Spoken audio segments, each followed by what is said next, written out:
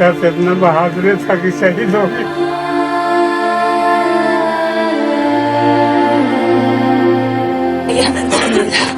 कल शाम को कि आपका विद्यार्थी शहीद हो गया है देश के लिए।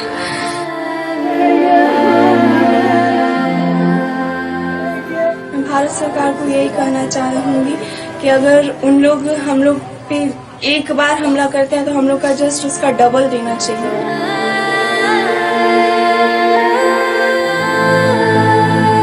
पाकिस्तान वालों को मारो और इसको गोली को लगा के उड़ा दो, तो ऐसा ही कहना चाहती हूँ। और तो मेरे को पापा मेरा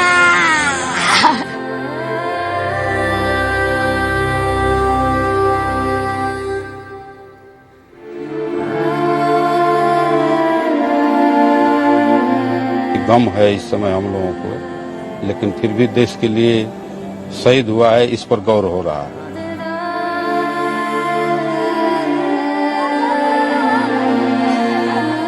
हम भी लोग को मौका मिलेगा तो हम भी जाएंगे इसके लिए, उसमें अफसोस की कोई बात नहीं।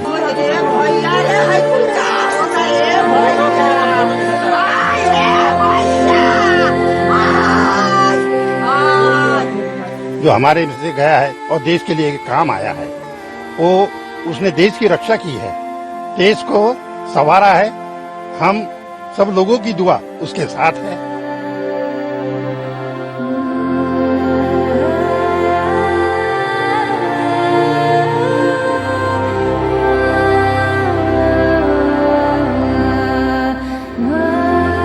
की शहादत पे बहुत गर्व है हमें। हम तो यही कहेंगे कि हमें कोई मतलब शहीद होने पे हमें नाज है।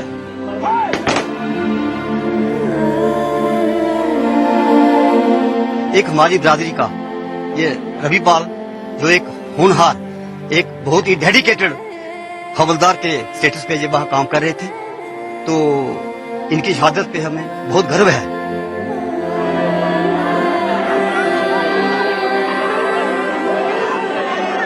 हमको कुछ चाहिए नहीं, हमको हमारे पति का बदला चाहिए। हमारा पति का, हमारा 17 जवान का बदला चाहिए। 17 जवान को मैं देखी हूँ, सबके बाल बच्चा फैमिली से मिली हूँ, हम लोग एक साथ रहे हैं। घुस के पाकिस्तान जब औरत क्रॉस कर सकता है तो हिंदुस्तान क्यों नहीं घुसता है?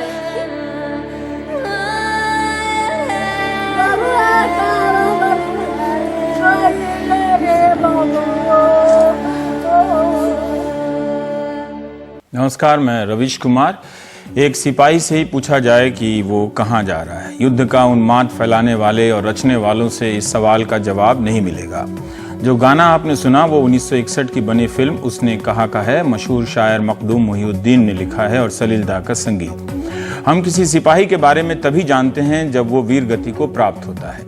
युद्ध की अनिवार्यता और युद्ध की व्यर्थता दुनिया भर में बहस का मुद्दा है, लेकिन एक सिपाही अपनी लाइन ऑफ ड्यूटी कभी क्रॉस नहीं कर सकता। वो वहां से पीछे हट नहीं सकता। उसे मरना होता है या मार देना होता है। वो किताब नहीं पढ़ता है, वो आदेश सुनता है। महानगरों के लोग टीवी और ट्विटर पर भले ही भावुक हो रहे हों, लेकिन मैं उन लोगों को देखकर भावुक हो गया जो अपने घरों से निकलकर हजारों की संख्या में सोमवार से लेकर मंगलवार तक तमाम जगहों पर शहीदों की अंतिम यात्राओं में शामिल होने जा रहे हैं और हो रहे हैं। एक छोटी सी सलामी इन लोगों के लिए भी बनती है जो किसी मंत्री के आने का इंतजार नहीं करते, बल्कि गांव या कस्बे में शहीद के घर की तरफ चल निकलते हैं। कहीं मोमबत्तियां लेकर निकल पड़ते हैं, कहीं जिले के अधिकारी रैली का नेतृत्व करने लगते हैं, तो कहीं स्कूल के बच्चे जुलूस की शक्ल में पीछे पीछे चलने लगते हैं। इनमें से हो सकता है कि कोई ट्विटर पर देशभक्ति के फलसफे ना झाड़ रहा हो, लेकिन ये वो लोग हैं जिन्होंने शहीद के पार्थिव शरीर का घंटों इंतजार किया होगा।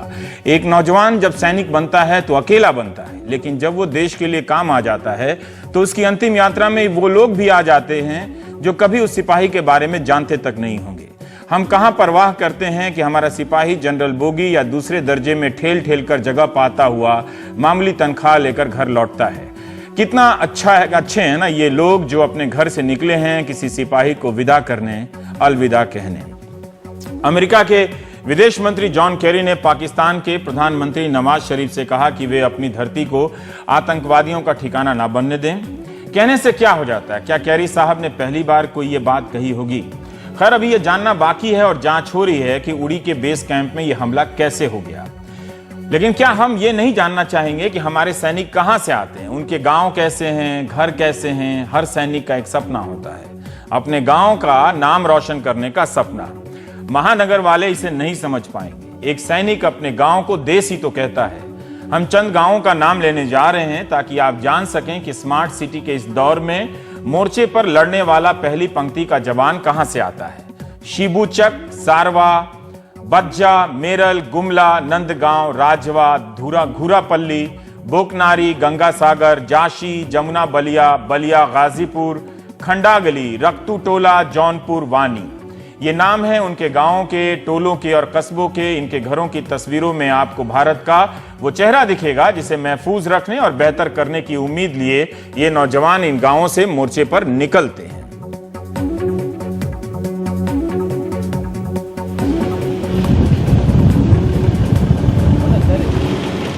उत्तर प्रदेश के संत कबीर नगर का घूरापल्ली गांव है ये। घूरे का मतलब बताने का वक्त नहीं है। 34 साल के सिपाही गणेश शंकर का गांव है। पूर्वी उत्तर प्रदेश के इस गांव में जब कैमरा प्रवेश करता है तो रास्तों का खालीपन बताता है कि गांव सन्नाटे में है। अक्टूबर में जो सिपाही अपनी बहन की शादी के लिए लौटने वाला था, गांव के लोगों को उस सिपाही के अंतिम संस्कार की तैयारी में जुटना पड़ा। 3 बच्चों के पिता गणेश ने 2003 में सेना ज्वाइन किया, बिहार रेजिमेंट। इसी साल अगस्त में गणेश की तैनाती कश्मीर में हुई। फरवरी में पिता गुजर गए, 2 दिन बाद चाचा गुजर गए और 7 महीने बाद जवान बेटा गुजर गया। हमारे सहयोगी आलोक ने बताया कि 5000 लोग आए थे अंतिम संस्कार में शामिल होने। आने वाले लोगों का बहुत शुक्रिया कि उन्होंने ये नहीं लगने दिया कि किसी ने जान दी तो किसी को फर्क ही नहीं पड़ा। ये 5000 लोग ही असली लोग हैं। किसी सिपाही की ताकत है। एक जवान को पता है कि उसकी शहादत पर ट्वीट करने वाले फिर किसी और चीज को ट्वीट करने में लग जाएंगे, मगर उसके आसपास के गांव के लोग जरूर आएंगे, आए भी और भारी मन से लौटे भी होंगे। परिवार के लोगों को फर्क पड़ रहा है।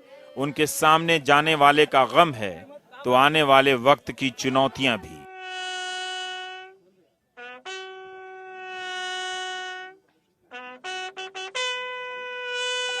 मेरे भैया मेरे शादी के लिए ही आने वाले थे अक्टूबर में। उन्हीं से पूरा घर चल रहा था। मेरे भैया पूरे परिवार को देखते थे। एक मेरे बड़े भाई हैं, वो भी कुछ बेरोजगार हैं, उनको भी वही देखते थे, उनके बाल बच्चों को भी वही देखते थे। आगे यही कहना चाहती हूँ कि मेरे परिवार की भरण पोषण अच्छी तरह से हो। मेरे भैया जब आर्मी में जा रहे थे तो हम लोगों को खुशी की बात थी। हम लोगों को भी खुशी था कि भाई मेरा देश के लिए भी रक्षा करें और मेरे घर परिवार को भी अच्छी तरह से देखभाल करें। मैं चाहती हूँ कि मेरे परिवार वालों को आवास मिले और मुख्यमंत्री जी हमारे घर पर आएं, हमारे घर परिवार की सहायता करें और जिस तरह से मेरे भैया शहीद हुए हैं देश के लिए, उसी तरह से आतंकवादियों का भी कत्ल किया जाए।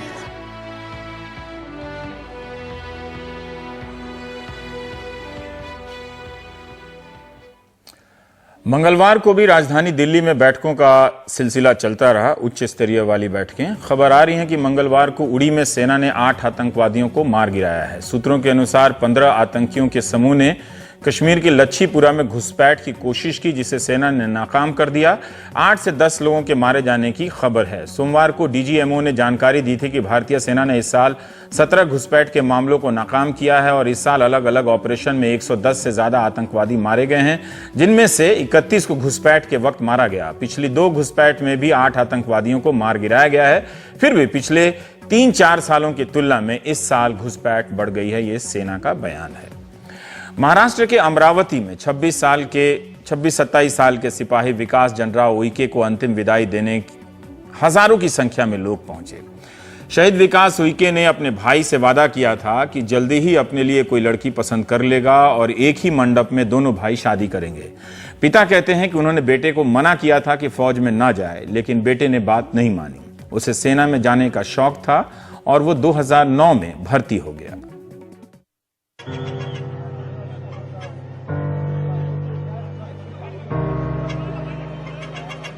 अपने लाल को एक आखिरी निगाह देखने के लिए अमरावती के नंदगांव में जनता सड़कों पर उतर आई।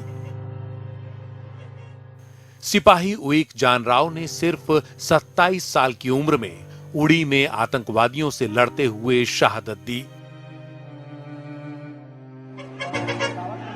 सुबह से ही लोग उनके पार्थिव शरीर के इंतजार में उनके घर के पास जमा होने लगे थे। जैसे ही सेना का ट्रक करीब पहुंचा, आसपास के हजारों लोग चारों ओर जमा हो गए। पुलिस को उन्हें ट्रक से दूर रखने में बड़ी मशक्कत करनी पड़ी। तिरंगे में लिपटा और फूलों से लदा शहीद का पार्थिव शरीर जब सैनिकों ने ट्रक से उतारा तो आसपास लोगों की आंखों में आंसू आ गए। पार्थिव शरीर कुछ देर के लिए घर लाया गया। 6 बिहार रेजिमेंट के इस सिपाही के घर में पैर रखने की जगह तक नहीं दिखी। जब तक रहे उईक जानराव परिवार का बड़ा सहारा रहे। मां ने बताया कि बेटा हर महीने 10,000 रुपए घर भेजता था। बहन की शादी में पिता की बड़ी मदद की। हाल ही में छोटे भाई की सगाई हुई थी तो उईक जानराव ने वादा किया था कि जल्दी ही लड़की पसंद कर वो भी अपने भाई के साथ एक ही पंडाल में शादी करेंगे। लेकिन परिवार की सारी उम्मीदें धरी रह गईं। नंदगांव में ये 3 कमरे का घर है। शहीद के पिता खुद पिछले ही साल अक्टूबर में 34 साल सेना को देने के बाद रिटायर हुए। वो करगिल युद्ध लड़ चुके थे। नहीं चाहते थे कि बेटा भी खतरे से भरी इस जिंदगी में जाए, लेकिन बेटे को सेना में शामिल होने का शौक था, सो वो नहीं माना।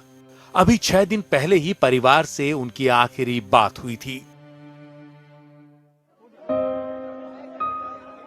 घर में शव को कुछ देर परिवार वालों के बीच रखने के बाद खास तौर पर तैयार फूलों से लदी एक गाड़ी में पार्थिव शरीर को अंतिम संस्कार के लिए ले जाया गया।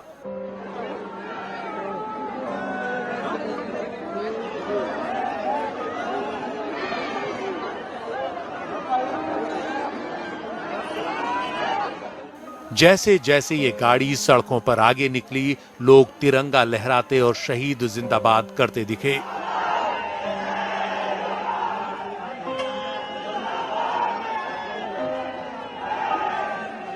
धीरे धीरे भीड़ के बीच बढ़ती ये गाड़ी अंतिम संस्कार की जगह पर पहुंची, जहां आखिरी विदाई देने के लिए सेना ने पूरी तैयारी की थी।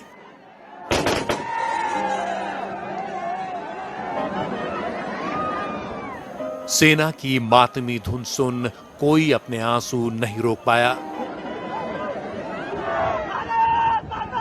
सेना के सिपाहियों ने बंदूकें नीचे की, फिर शहीद के सम्मान में कुछ देर का मौन रखा। इसके बाद शहीद उईक जानराव का अंतिम संस्कार शुरू हुआ।